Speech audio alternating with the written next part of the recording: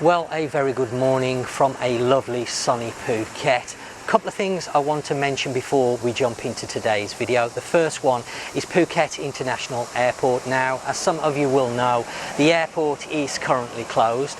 However, there is now talk in the news media, the local news media on the island, that it's looking likely that the airport may well open mid-June. Now, I can't officially confirm this, but this is what's going around at the moment on the local media. So that will be a great step forward for the island if the airport opens. Secondly, we are now in the third stage of the easing of restrictions, which means medium risk businesses can now open up if they wish to do so. And I'm pleased to say that coming through Karon and Patong this morning, I have seen more life, more businesses opening up. I was actually over here yesterday where we are today doing some filming, but unfortunately yesterday wasn't such a great day. We had a lot of rain in the morning. It didn't stop until around mid-lunchtime, and then it was very grey in the afternoon. So if you see some footage during the course of today's video and you see the rain and obviously rain on the ground, and this is the reason why. Now, the other thing I want to mention is we have now seen Sarasin Bridge opening up more freely to people wishing to leave the island and come onto the island. There are still a few restrictions in place, of course. They haven't removed everything away. So if you're looking to come onto the island, you are still going to need to register on what they call Phuket check-in. And they do have a foreign page, so obviously English language. You can register on there if you wish to leave or enter the island. And you also need to, well, it's a little bit confusing at the moment in the media because they are saying you need to register on the Thai Channel website, but I went on there yesterday with Nat to have a look, and I couldn't find anywhere that was first in the English language. It was all in the Thai language, and then Nat told me that she couldn't actually find anywhere where you could actually register. Now, what I think it meant, the report that I saw in the media, that you are going to need to scan a QR code on either exiting the island or entering the island, which is commonly used at the moment, as you've seen on my previous videos with the shopping malls. So that's more for people, of course, that are living in Thailand currently. So going back to today's video, I don't know whether you can guess where we are on today's shoot from the background behind me, but we're actually going to take a look at two places today. The first one being Kamala Beach. Now, Kamala Beach is quite heavily reliant on the tourism trade, so we're going to take a look and see what the current situation is there. Once we've had a look around the Kamala area, we're going to then shoot over to Surin Beach, which is a little bit smaller than Kamala, not too far away, about 10 minutes on a motorbike or car, just along the coast road. Lovely little area Surin is. Now, I have done a video on Surin before, but again, very reliant on the tourist trade, so we're going to have a look at the situation over there as well. So let's now go down into Camelot and take a look and see what's happening down there.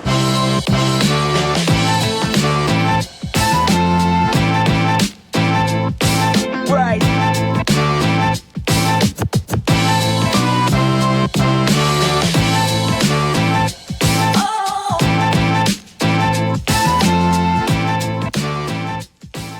Now, coming from Patong towards Kamala Beach, it is really a lovely ride on the scooter along the coast. Got some great views looking back towards Patong, so really nice to see those views.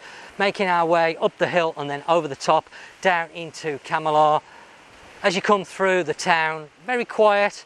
I have noticed a few businesses open, a few restaurants, a few hotels starting to open up, which is great to see.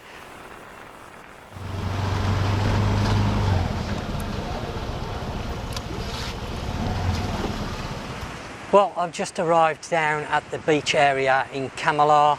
As you can see, there's a few people just sitting by the edge of the beach. Now, beaches in Phuket at the moment are all closed.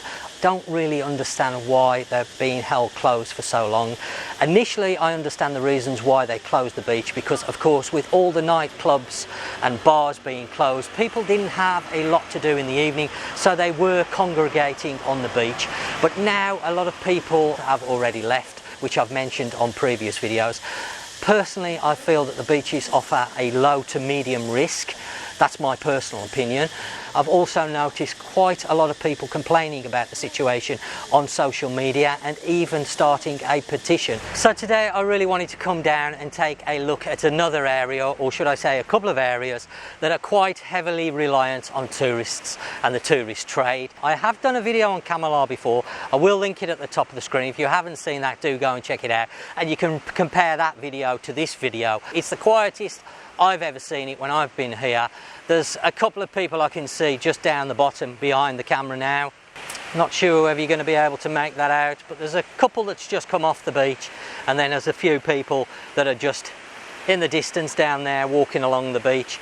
But there is signs that the beach is closed, but obviously not everybody wants to take notice of that. Now, masks are mandatory here at the moment, for those of you who don't know. That's why I'm wearing one. I've tried to brighten it up so it's a little bit more fun for the channel. There is a fine of up to 20,000 baht. So personally, I don't want to take the risk. If other people want to do that, that's up to them. Beautiful beach here at Camelot, a real shame, lovely sandy beach. This is a great area for families, of course. Swadee Krab, are you open? Yes. Oh, okay, nice to see you open. Okay, so there is a little bit of life down here at the beach. Now, I was down here yesterday, as I mentioned. It was very, very quiet. I can see there's a few bars maybe doing some renovation work, restoration work, stuff like that. And then there's this bar. They are open, but they've got reduced hours. They're opening from 4 in the afternoon till 8 in the evening, nothing in the morning time. I know they normally are open in the morning because, as I say, I've done a piece on Kamala Beach before. So a little bit of life here, but of course Camelot does rely quite heavily on the tourism trade. There is a small community here made up of both local Thai people and of course expats. But I would say that it's not going to be enough for Camelot to survive by itself without the tourists. I believe this restaurant is actually open. A lot of businesses, as I mentioned, closed. There are a few that are making an effort to open up, as you've seen here on the beach. Even though there isn't a lot of people about, they're still making an effort to open up, which is great to see. So let's now go and have a ride around.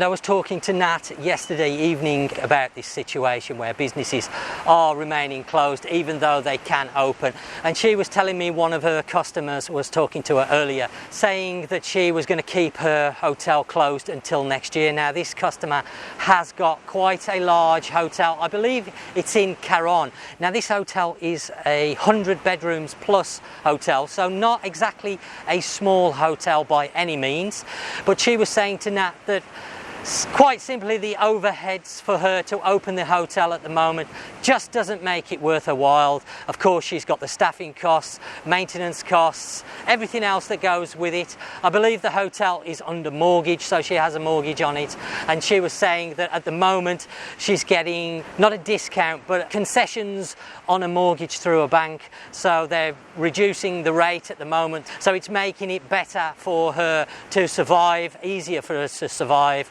with the reduced payments. If she chooses to open, of course, then the bank are no longer going to help her with the reduced payments. They're going to want the full amount. So she said at the moment, quite simply, she just can't afford to open. Of course, she's going to need tourists. Domestic travel isn't going to be enough, so until the borders open back up and the normal tourists can come back in from outside of Thailand, I think a lot of businesses are going to remain closed and choose to remain closed because, as I mentioned before, a lot of the businesses over here are getting concessions for the time being while they're closed. But of course, this only happens while the businesses are closed. So as soon as the business decides to open up, the businesses then are going to have to make full payments, and of course they've got the staffing and everything else that goes along with it, and if there's no customers, they're just simply not going to have the money to be able to survive. Now, Camelot has seen a lot of development going on here recently over the last 12 to 18 months. The northern part of Camelot going towards Surin, near to the Café de Mar Beach Club, has seen a lot of hotels being built, including the Intercontinental, which is newly opened, I believe, or about to open. So a lot of development going on here. But as you can see, riding round the town at the moment, it is very, very quiet.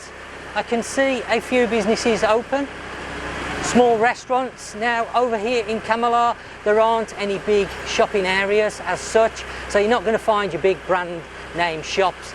They're all smaller shops, more your boutique style, but they have got a reasonable selection of clothing and swimwear and t-shirts, etc.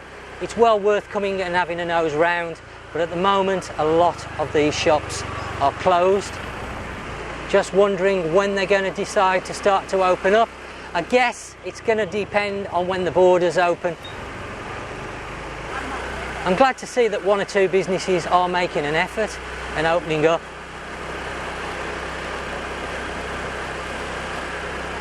But it really shows you how much dependent Phuket is on the tourist trade now when you see it just like this.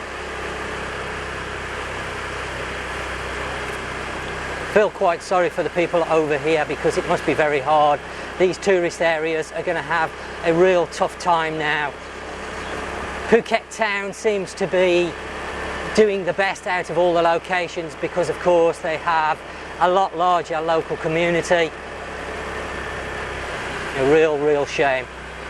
Fingers crossed that the borders are going to open sooner than later. Now I'm sure you're going to agree it's looking very quiet here at the moment in Camelot. I'm standing just outside of where the fantasy show here is in Camelot. Of course, well known for this show, great family show.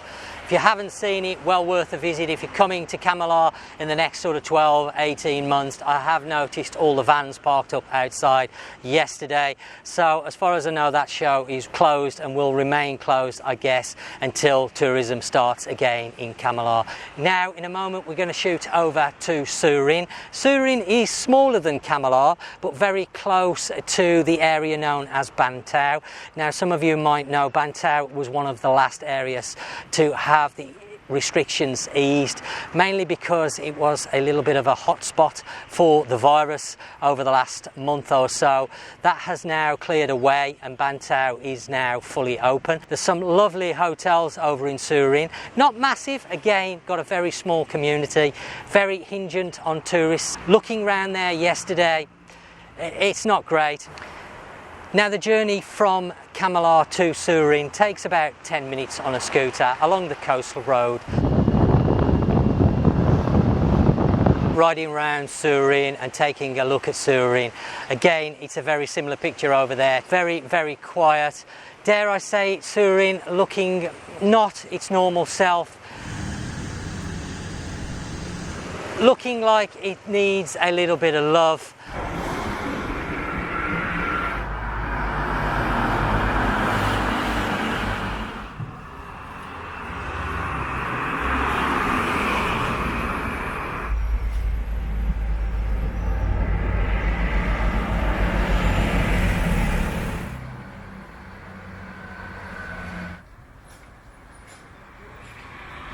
Now personally, I've always thought of Surin as being a little bit more of an upmarket area on the island of Phuket. Of course, Surin not too far away from the Laguna area. Again, this is a more upmarket area, some beautiful accommodation in the Laguna area. But Surin itself, certainly yesterday and today, seems to have lost a little bit of its luster, which is a real shame. Looks a little bit unloved, the area down by the beach. I know the beaches are closed off, but there seems to be a lot of rubbish down there at the moment, which I've not seen there before.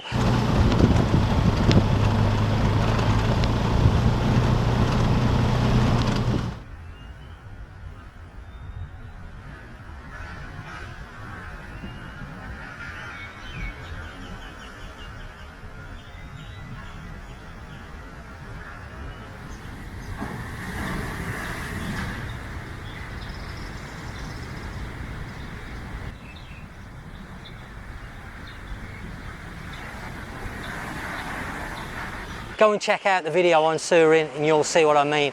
There isn't any rubbish normally down in that area, but there does look like there is some construction work going on down near to the beach, so that may have something to do with it. Of course, with it all being closed, it's not being tidied up as it normally would be.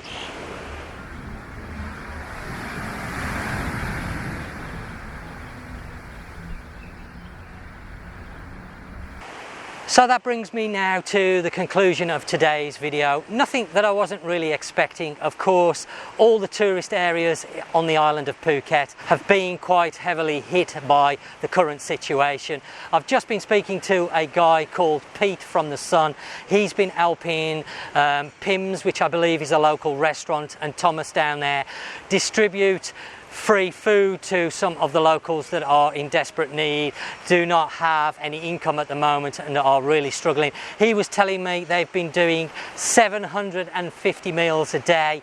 At one point it is now down to 450 meals a day, so still quite a lot of meals that are being given out, but hopefully the situation is going to start to get better. Times like this really bring people together from all walks of life, whether they're Thai or foreigners, to muck in and really help each other. That's one thing I love about Thailand. So let's now hope that July sees the removal of all the remaining restrictions. Now, of course, people are wondering when the borders are going to open up, and again, this is a question that really nobody can answer, but there has been talk recently in the media that July or August could see signs of the borders being partially opened. And when I say partially opened, of course, they're not just going to open up the borders in one go, take everything away. There's going to be still restrictions, unfortunately, at the borders. You're going to need some sort of documentation, I'm sure, to come in, because the government are concerned, of course, about people bringing in the virus into the country.